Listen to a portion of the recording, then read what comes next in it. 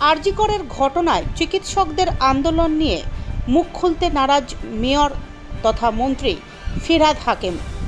দেশের অন্যতম মহান স্বাধীনতা সংগ্রামী বাঘা যতীন তথা যতীন্দ্রনাথ মুখোপাধ্যায় ছিলেন একজন বাঙালি ব্রিটিশ বিরোধী বিপ্লবী নেতা। তিনি বাঘা যতীন নামেই সকলের কাছে সমধিক পরিচিত। মঙ্গলবার 10ই সেপ্টেম্বর তার মৃত্যুবার্ষিকী পালিত হলো ময়দান চত্বরে। তার মূর্তিতে মাল্যদান করে শ্রদ্ধা জ্ঞাপন করলেন মেয়র ফিরহাদ হাকিম।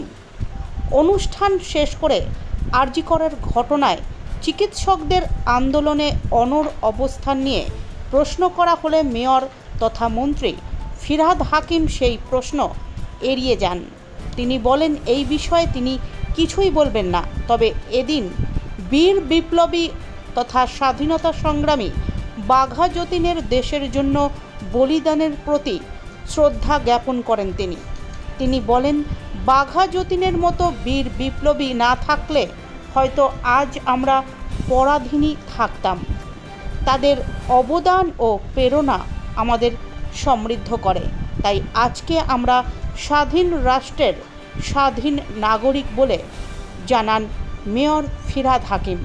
এদিন বিভিন্ন সংগঠনের পক্ষ থেকে বীর বিপ্লবী স্বাধীনতা সংগ্রামী যতীন্দ্রনাথ মুখোপাধ্যায়ের মূর্তিতে মাল্যদান করে শ্রদ্ধা নিবেদন করা হয়। আমাদের স্বাধীনতা সংগ্রামী বাঘা যতীন আজকের প্রজন্মের একটা ইন্সপিরেশন।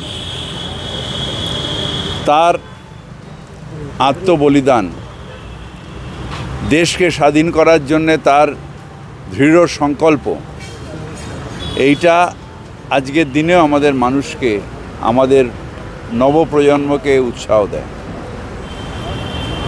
কিছুদিন আগে আমি বাঘা যতীন যে নতুন করে যে সিনেমাটা হয়েছে সেটা দেখছিলাম।